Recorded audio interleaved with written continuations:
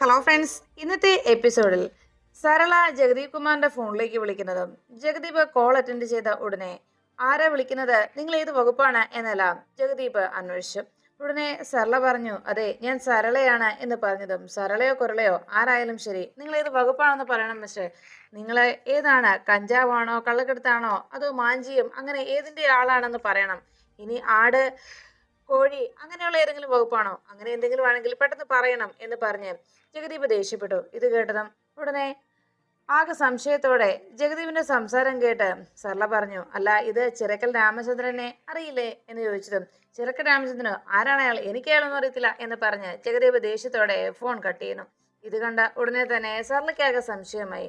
അല്ല, നമ്മൾ വിളിച്ചത് ഇനി നമ്പർ മാറിപ്പോയതാണോ എന്ന സംശയത്തോടെ സർല സുസ്മിതയോട് സംസാരിക്കുമ്പോൾ ഉടനെ ജഗദീപ് ആകെ ദേഷ്യത്തോടെ പറഞ്ഞു, മേലാൽ ഈ ഫോൺ നമ്പറിലേക്ക് വിളിച്ചു പോകരുത്, എനിക്ക് നിങ്ങൾ പറഞ്ഞ ഈ മനുഷ്യനൊന്നും അറിയത്തില്ല എന്ന് പറഞ്ഞ് ജഗദീപ് ദേഷ്യപ്പെട്ടതുകൊണ്ട് സർലയ്ക്കും സുസ്മിതയ്ക്കും ഇനി നമ്പർ മാറിയോ എന്ന സംശയം വീണ്ടും ആകുന്നു.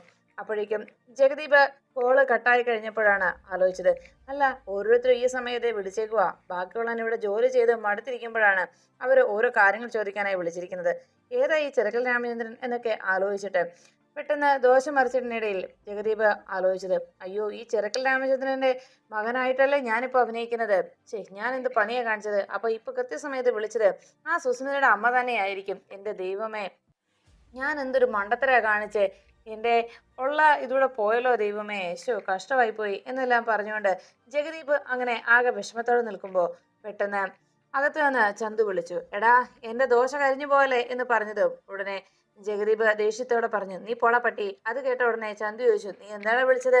അയ്യോ അടിയൻ അറിയാതെ ഒന്ന് വിളിച്ചു പോയതാണേ, മുതലാളി അവിടെ ഇരുന്നാ മതി, അവിടെ തന്നെ ഇരുന്നോളൂ, ഞാൻ അങ്ങോട്ട് എത്തിച്ചോളാം എന്ന് പറഞ്ഞ് ജഗദീപ് വീണ്ടും ദോശ മറിച്ചിടാനായി ശ്രമിച്ചു. ഇനി എന്താ ചെയ്യുന്നേ, അവളുടെ അമ്മയെ വിളിച്ചതെങ്കിൽ ആകെ പ്രശ്നമായല്ലോ, ഇനിയിപ്പോ ഞാൻ എങ്ങനെ അവരെ ഒന്ന് വിളിക്കുക എന്നെല്ലാം ആലോചിച്ച് ജഗദീപ് ആകെ വിഷമിച്ചിരിക്കുമ്പോഴാണ് സുസ്മിതയോട് സർല പറഞ്ഞു, ഞാൻ എന്തായാലും ഒന്നുകൂടി ഒന്ന് വിളിച്ചു നോക്കാം. അങ്ങനെ സർല വീണ്ടും ജഗദീപിന്റെ ഫോണിലേക്ക് വിളിക്കുന്നു. ജഗദീപ് അപ്പോഴേക്കും വേഗം ഫോൺ എടുത്തതും സർലയെ വിളിക്കുന്നതെന്ന് മനസ്സിലാക്കിയതോടെ ജഗദീപ് ഉടനെ തന്നെ കോൾ അറ്റൻഡ് ചെയ്തു. ഹലോ എന്ന് പറഞ്ഞതും, അതെ ഇത് ചിറക്കൽ രാമചന്ദ്രൻ സാറിന്റെ മകൻ ജഗദീപ് കുമാറിന്റെ നമ്പർ അല്ലേ എന്ന് ചോദിച്ചതും, അതെ അതെ അത് തന്നെയാണ്, ഉറപ്പാണ്, അല്ല നിങ്ങൾ ആരെ വിളിക്കുന്നത് എന്ന് ചോദിച്ചതും ഉടനെ സരള പറഞ്ഞു, അല്ല കുറച്ചു മുമ്പ് ഞാൻ വിളിച്ചപ്പോൾ വേറെ എന്തൊക്കെയാണല്ലോ പറഞ്ഞത്, ഒരു ലോക്കൽ ഭാഷയായിട്ട് എന്ന് പറഞ്ഞതും ഉടനെ അയാൾ പറഞ്ഞു, ഞാൻ ജഗദീപ് കുമാർ സാർ അല്ല കേട്ടോ, അദ്ദേഹത്തിന്റെ അസിസ്റ്റന്റ് ആണ്, അല്ല ഞാൻ ആദ്യം സ്ക്രീനിങ് കഴിഞ്ഞതിന് ശേഷം മാത്രമേ സാറിന് ഫോൺ കൊടുക്കുള്ളൂ എന്ന് പറഞ്ഞതും സരള പറഞ്ഞു, അയ്യോ ഞാനാകെ പേടിച്ചു പോയിട്ടോ, ഞാൻ കുറച്ചു മുമ്പേ വിളിച്ചപ്പോൾ അതാണ് ഒരു ആശങ്കയോടെ വീണ്ടും ഞാൻ വിളിക്കാൻ കാരണം, ഇപ്പോ സാറിനെ കിട്ടാൻ എന്തോ ഒരു പോംവഴി എന്ന് ചോദിച്ചതും ഉടനെ ജഗദീപിനെ കുറിച്ച് ഉടനെ പറഞ്ഞു, അതെ സാറിപ്പോ അവിടെ വല്ലാത്ത തിരക്കിലാണ്, സാറ് ജിമ്മിൽ കയറിയിരിക്കുകയാണ്, അവിടുന്ന് സാറ് പിന്നെ നേരെ സ്വിമ്മിംഗ് പൂളിലേക്ക് പോകും, അതാണ് സാറിന്റെ അടുത്ത നടപടി. അത് കഴിഞ്ഞാൽ സാറ് സ്വിമ്മിംഗ് പൂള് കഴിയുമ്പോൾ പിന്നെ അദ്ദേഹത്തിന് ഉള്ളത് 7 ഹോഴ്സ് ഡിന്നറാണ്, അതിനുശേഷം മാത്രമേ ഉള്ളൂ ബാക്കി ജോലികൾ എന്നൊക്കെ പറഞ്ഞ് ജഗദീപ് താൻ ചെയ്യാൻ പോകുന്ന ഓരോ ജോലികൾ എന്താണെന്ന് പറഞ്ഞു. ജിമ്മിലേക്കാണ് ഇനി പോകുന്നത്, ജഗദീപ് കുമാറിന്റെ അടുത്ത നീക്കം ജിമ്മിലേക്കുള്ളതാണ് എന്ന് പറയുമ്പോൾ ജഗദീപ് അവിടെയുള്ള തുണികളെല്ലാം എടുത്തുകൊണ്ട് അലക്കാനായി പോകുന്ന കാര്യം ജഗദീപ് ഓർമ്മിച്ചു. അത് കഴിഞ്ഞ് നേരെ സ്വിമ്മിംഗ് പൂളിലേക്കാന്ന് പറയുമ്പോൾ ആ അലക്കലിന്റെയും കിണറ്റിൻ കരയും ഇടയിൽ നിന്നുകൊണ്ട് കുളിക്കുന്ന ആ രംഗം ജഗദീപ് ഓർമ്മിക്കുന്നു. അതിനുശേഷമാണ് ഇനി 7 ഹോഴ്സ് ഫുഡ് എന്ന് പറഞ്ഞത്. ജഗദീപ് നിലത്തിരുന്നുകൊണ്ട് കഞ്ഞിയും അച്ചാറും കൂട്ടി കഞ്ഞി കുടിച്ചുകൊണ്ടിരിക്കുമ്പോൾ അപ്പുറത്ത് മാറി ചന്തു മീൻകറിയും മറ്റു തോരനുമൊക്കെ കൂട്ടി മൃഷ്ടാന്നം കഴിക്കുന്നത് കണ്ട് ജഗദീപ് ചന്തുവിനോട് കേണു ചോദിക്കും, എടാ അളിയ ഇച്ചിരി മീൻകറി താടാ എന്നൊക്കെ പറയുമ്പോൾ നീ പോടാ അവിടുന്ന് എന്ന് പറഞ്ഞ് ജഗദീപിനോട് ചന്തു ദേഷ്യപ്പെടുന്നു.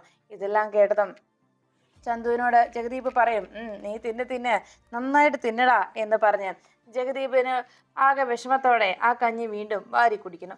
അതെല്ലാം ജഗദീപ് ഓർമ്മിച്ചു. ഇനി അതിനുശേഷമാണ് AC സ്യൂട്ട് റൂമിലുള്ള ഉറക്കം എന്ന് ജഗദീപ് പറയുമ്പോൾ ചന്തു ബെഡിൽ കിടന്നുറങ്ങുന്ന സമയത്ത് അടുക്കളയിൽ പാവിരിച്ച് കൊതുകിന്റെ കടിയും കൊണ്ട് അങ്ങനെ തിരിഞ്ഞും മറിഞ്ഞും കിടക്കുന്ന ജഗദീപിന്റെ ജീവിതചര്യകളെ കുറിച്ച് ജഗദീപ് ഓർമ്മിച്ചു.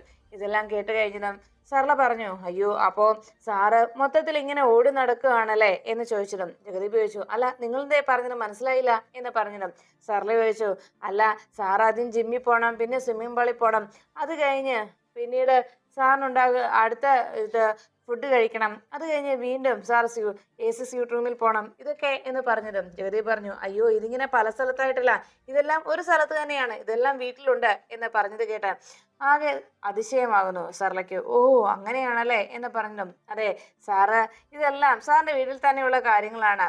അതെ ഇതൊക്കെ കഴിയുമ്പോഴേക്ക് സാറിന് സമയം പോകും. അല്ല നിങ്ങളിപ്പോ ഇക്കാര്യൊക്കെ ചോദിക്കാനാണ് എന്നെ വിളിച്ചത്, നിങ്ങൾ എന്ത് കാര്യത്തിനാണ് വിളിച്ചതെന്ന് പറ, നിങ്ങൾ നാട്ടിലേക്ക് വാ എന്ന് പറഞ്ഞതും സർല പറഞ്ഞു, അതെ ജഗദീപ് കുമാർ സാറിന് വിവാഹാലോചനകളൊക്കെ നടക്കുന്നുണ്ടെന്ന് അറിഞ്ഞല്ലോ എന്ന് പറഞ്ഞതും, ആ അതെ അതെ ഉണ്ട് 24/7 എല്ലാ അച്ഛനമ്മമാരും അവരുടെ പെൺമക്കളുമായിട്ടുള്ള വിവാഹത്തിന്, ജഗദീപ് കുമാറുമായിട്ടുള്ള വിവാഹത്തിന് വേണ്ടിയുള്ള തയ്യാറെടുപ്പിലാണ് ഓരോരുത്തരും.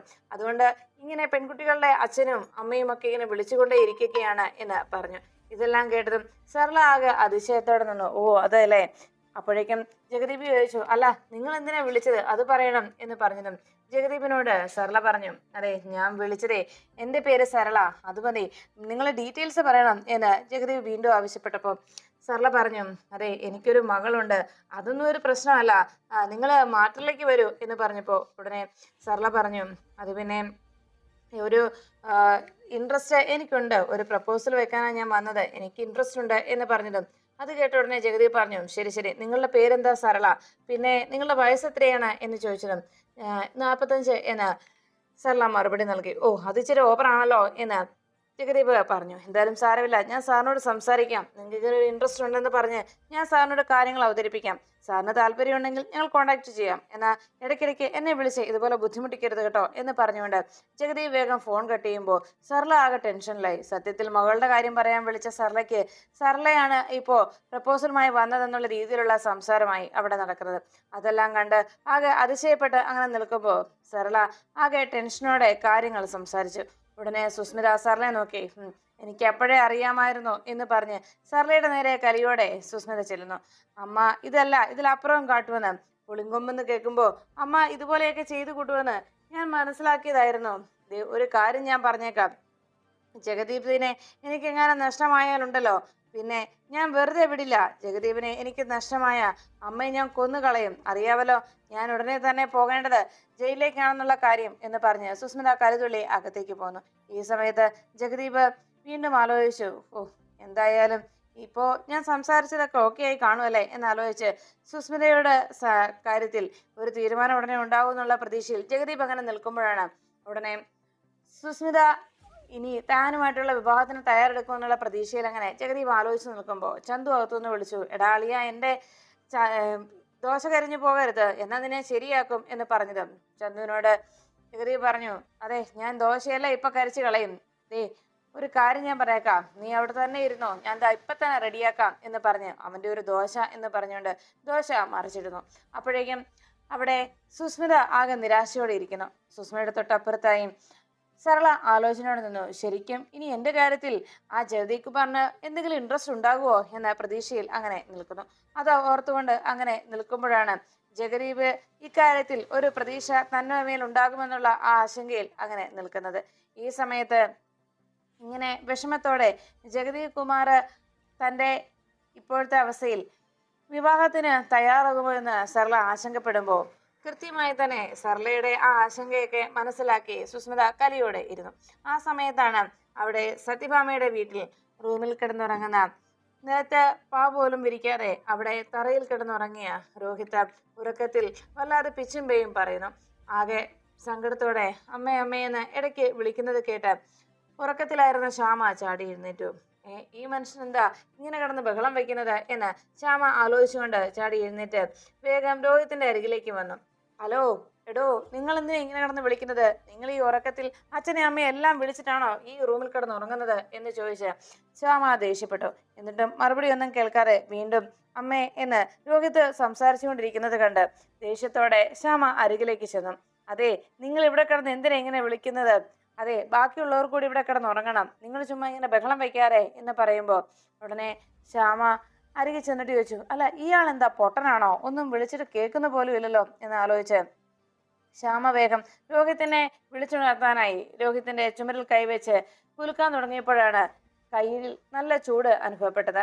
രോഹിത്തിന്റെ ദേഹത്ത് തൊട്ട് നോക്കുമ്പോൾ നന്നായിട്ട് പൊള്ളുന്ന ചൂടുണ്ടെന്ന് ശ്യാമയ്ക്ക് മനസ്സിലായി. വേഗം തന്നെ ശ്യാമ രോഹിത്തിനെ നെറ്റിയിൽ കൈവച്ച് നോക്കി.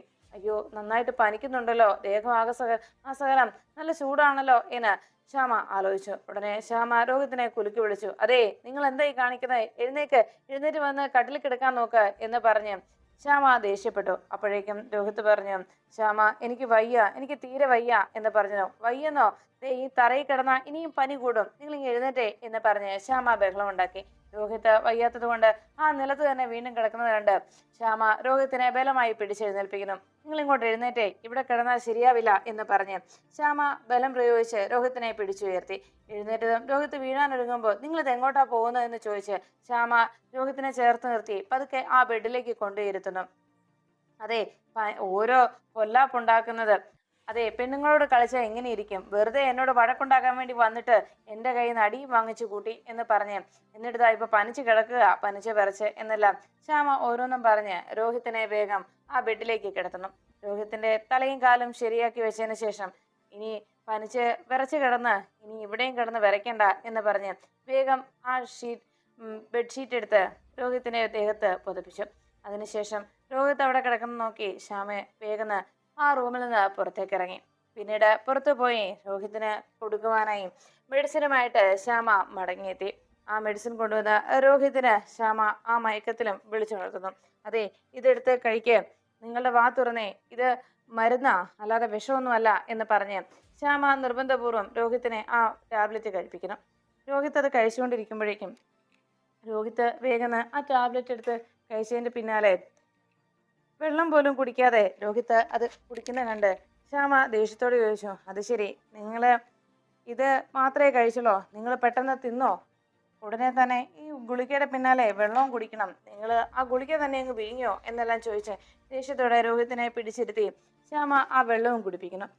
രോഹിത്ത് വെള്ളം കുടിച്ചതിന് ശേഷം രോഹിത്തിന് ഇപ്പോഴത്തെ അവസ്ഥ മനസ്സിലാക്കിയത് കൊണ്ട് ശ്യാമ വീണ്ടും ഒരു തുണി നനച്ച് നെറ്റിയിൽ ഇട്ട് കൊടുക്കുന്നു. പിന്നീട് രോഹിത്തിന് പനി മാറുന്നുണ്ടോ എന്ന് നോക്കി ഇടയ്ക്കെല്ലാം രോഹിത്തിന് വെള്ളവും കൊടുക്കുകയും അതുപോലെ തന്നെ നെറ്റിയിൽ ആ തുണി നനച്ചിട്ട് കൊടുക്കുകയും ചെയ്തുകൊണ്ടിരുന്നു. രാത്രി മുഴുവൻ അങ്ങനെ ഇരിക്കുമ്പോൾ ഇതൊരു വല്ലാത്ത പൊല്ലാപ്പായല്ലോ, ഓരോ തൊന്തരവുണ്ടാവുന്നത് എന്നെല്ലാം പറഞ്ഞ് ഇങ്ങനെ ഓരോ പൊല്ലാപ്പുകൾ എന്ന് പറഞ്ഞ് ശ്യാമ രോഹിത്തിനെ പരിചരിച്ചുകൊണ്ട് ആ രാത്രി മുഴുവൻ ഇരിക്കണം. അവസാനം രോഹിത്തിന് പനി ഏകദേശം ഭേദമായി തുടങ്ങി എന്ന് മനസ്സിലാക്കിയ ശ്യാമ പിന്നീട് ആ കട്ടിലിന്റെ കാൽച്ചുവട്ടിൽ ചെന്നിരുന്ന് രോഹിത്തിന് രാത്രിയിൽ എന്തെങ്കിലും ആവശ്യം വന്നാലോ, ഇനി പനി കൂടുകയോ മറ്റോ ചെയ്താലോ എന്നെല്ലാം ആലോചിച്ച് ശ്യാമ അങ്ങനെ നോക്കിയിരിക്കുന്നു. അവസാനം പനിക്ക് അല്പം ശമനമായി അറിഞ്ഞതോടെ അവിടെ ഇരുന്ന് പതുക്കെ മയങ്ങുന്നു. പിറ്റേന്ന് നേരം പുലർന്നതും ശ്യാമ ആ കട്ടിൽ കാലിനരികിലിരുന്ന് അങ്ങനെ മയങ്ങിപ്പോയി. നേരം പുലർന്ന ശബ്ദം കേട്ട് വേഗം രോഹിത്ത് കണ്ണു തുറന്നതും കട്ടിൽ കിടന്നുറങ്ങിയ രോഹിത്തിന്റെ കാൽച്ചുവട്ടിലായി ശ്യാമ ഇരുന്നുറങ്ങുന്ന കാഴ്ച രോഹിത്ത് കണ്ടു. നല്ല മയക്കത്തിലാണ് ശ്യാമയെന്ന് മനസ്സിലാക്കിയ രോഹിത്ത് വേഗം എഴുന്നേറ്റ് ശ്യാമയെ നോക്കി. അപ്പോൾ എന്നോട് സ്നേഹമുണ്ടല്ലേ ഉള്ളിൻ്റെ ഉള്ളിൽ? ഇന്നലെ രാത്രി മുഴുവൻ എനിക്ക് വേണ്ടി പാവം വല്ലാതെ കഷ്ടപ്പെട്ടു. രാത്രിയൊക്കെ ഒരുപോലെ കണ്ണടിക്കാതെ എന്നെ പരിചരിച്ചല്ലോ. ഇടയ്ക്കെല്ലാം ഞാൻ അറിയുന്നുണ്ടായിരുന്നു എനിക്ക് പനി കുറഞ്ഞോ എന്ന് വന്ന് നോക്കുന്നതും എൻ്റെ നെറ്റിയിൽ ആ വെള്ളം നനച്ചിടുന്നതും പിന്നീട് എനിക്ക് മരുന്ന് കൊണ്ടുവന്ന് തന്നതുമൊക്കെ എല്ലാം ഞാൻ അറിയുന്നുണ്ടായിരുന്നു കേട്ടോ എന്ന് രോഹിത്ത് പറഞ്ഞു. എന്നിട്ട് ശ്യാമ ആ ഇരുന്നുറങ്ങുന്നതിനരികിലേക്ക് ചെന്ന് ശ്യാമയെ തന്നെ നോക്കിയിട്ട് രോഹിത്ത് പറഞ്ഞു, ഇത്രയൊക്കെ എനിക്ക് വേണ്ടി ചെയ്തില്ലേ, അപ്പോൾ തിരിച്ച് ഞാൻ എന്തെങ്കിലും ഉപകാരം ചെയ്യണ്ടേ എന്നാലോചിച്ച് രോഹിത്ത് ശ്യാമയെ വിളിക്കാനായി ഒരുങ്ങി. അപ്പോഴേക്കും ഓർത്തു, ഇന്നലെ രാത്രി മുഴുവൻ ഉറക്കം കളിച്ചിരുന്നല്ലേ, അതുകൊണ്ട് വിളിച്ചുണർത്തണ്ട എന്നാലോചിച്ച് രോഹിത്ത് വേഗം എഴുന്നേറ്റ് ശ്യാമയെ ഡിസ്റ്റർബ് ചെയ്യാതെ റൂമിൽ നിന്ന് ഇറങ്ങിപ്പോകുന്നു. പിന്നീട് കിച്ചണിലേക്ക് എത്തി രോഹിത്ത് ശ്യാമയ്ക്ക് വേണ്ടി ചായ ഇടുന്നു. അപ്പോഴാണ് അവിടേക്ക് പങ്കജം എഴുന്നേറ്റെത്തിയത്.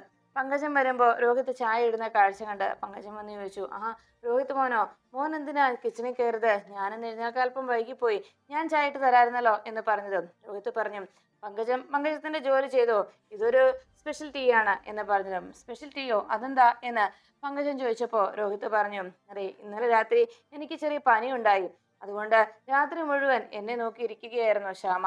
പിന്നെ രാവിലെ ആയപ്പോഴാണ് ശ്യാമ മയങ്ങിയത്. അതുകൊണ്ട് അയാൾ എഴുന്നേൽക്കുമ്പോൾ അയാൾക്കൊരു കപ്പ് ചായയെങ്കിലും കൊടുത്തില്ല എങ്കിൽ അത് മോശമല്ലേ? അതുകൊണ്ട് അയാൾക്കുള്ള സ്പെഷ്യൽ ചായയാണിത്. ബാക്കി എല്ലാവർക്കും പങ്കജം ചായ ഇട്ടുള്ളൂ എന്ന് പറഞ്ഞ് രോഹിത്ത് ചായയുമായി പോകുന്നു. അപ്പോഴേക്കും അത് പങ്കജത്തിനെ വിശ്വസിക്കാനായില്ല. ഇത്ര പെട്ടെന്ന് ഇങ്ങനെയൊക്കെയായോ എന്ന് പങ്കജം ആലോചിച്ച് അങ്ങനെ നിന്നു. അപ്പോഴാണ് പങ്കജം ഇതെല്ലാം ആലോചിച്ച് നിൽക്കുമ്പോൾ ഇത് വല്ലാത്ത അവസ്ഥയായി പോയല്ലോ. ഓരോ രീതിയിലും എല്ലാം സോൾവ് ആയി വരുന്നു എന്ന് ആലോചിച്ച് ആശ്വസിച്ച് നിൽക്കുമ്പോഴാണ് വീണ്ടും വീണ്ടും ഇതുപോലെയുള്ള ഓരോ പ്രശ്നങ്ങൾ എന്നാലോചിച്ച് ഇതൊന്നും മനസ്സിലാവുന്നില്ലല്ലോ, ഇങ്ങനെ മുന്നോട്ട് പോയാൽ ശരിയാവത്തില്ലല്ലോ എന്നെല്ലാം ആശങ്കയോടെ ആലോചിച്ചുകൊണ്ട് അങ്ങനെ നിൽക്കുകയാണ് പങ്കജം. അപ്പോഴാണ് അവിടേക്ക് സത്യാമ്മ എത്തിയത്. സത്യാമ്മ പങ്കജം ഇങ്ങനെ ആലോചിച്ച് നിൽക്കുന്നത് കണ്ട് അവിടെ നിന്ന് വിളിച്ചു, പങ്കജം.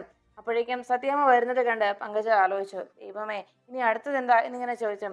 ഇത് തന്നെ പറ്റിയ അവസരമാണല്ലോ എന്ന് പങ്കജം ചിന്തിച്ചു. ഉടനെ സത്യഭാമ അരികിലെത്തി ചോദിച്ചു, പങ്കജം നീ ചായ ഇട്ടില്ലേ? അപ്പോഴേക്കും സത്യാമ്മ ചായ ഇടാൻ വന്നതാണോ എന്ന് പങ്കജം അന്വേഷിച്ചു. ഞാനോ? നീയല്ലേ എല്ലാവർക്കും സാധാരണ ചായ ഇട്ട് കൊടുക്കാറുള്ളത് എന്ന് ചോദിച്ചതും പങ്കജം പറഞ്ഞു, അതെ, സാധാരണ ഞാൻ എല്ലാവർക്കും ചായ ഇട്ട് കൊടുക്കാറുള്ളത്. പക്ഷേ ഇന്നിവിടെ ഞാൻ വന്നപ്പോൾ രോഹിത് മോൻ വന്ന് ചായ ഇടുന്നത് കണ്ട്. ഇത് കണ്ടതോടെ സത്യഭാമ ചോദിച്ചു, അതെന്താ രോഹിത് ഇട്ടത്? അപ്പോഴേക്കും പങ്കജം പറഞ്ഞു, അല്ല, പോയി ചായ ഇട്ടുകൊണ്ട് വരാൻ ശ്യാമ പറഞ്ഞു എന്നാ പറഞ്ഞത്. അതുകൊണ്ട് രോഹിത് മോൻ വന്ന് ചായ ഇട്ടുകൊണ്ട് പോയി. അതാ ഞാൻ ചോദിച്ചത്, ഇവിടെയുള്ള ഭർത്താക്കന്മാരാണോ ഭാര്യമാർക്ക് ചായ ഇട്ട് കൊടുക്കുന്നത് എന്ന രീതിയിലാണ് ഞാൻ ചോദിച്ചത് എന്ന് പങ്കജം പറഞ്ഞത് കേട്ട് സത്യഭാമ കലിയോടെ പറഞ്ഞു, ആഹാ, അവൾ അത്രയ്ക്കായോ എന്ന് ദേഷ്യത്തോടെ സത്യഭാമ ശ്യാമയുടെ ഭാഗത്ത് തെറ്റുണ്ടെന്നുള്ള ചിന്തയിൽ പങ്കജം പറഞ്ഞത് വിശ്വസിച്ചുകൊണ്ട് ശ്യാമയുടെ നേരെ തട്ടിക്കയറാനായുള്ള തീരുമാനമായി സത്യഭാമ നിൽക്കുന്നു.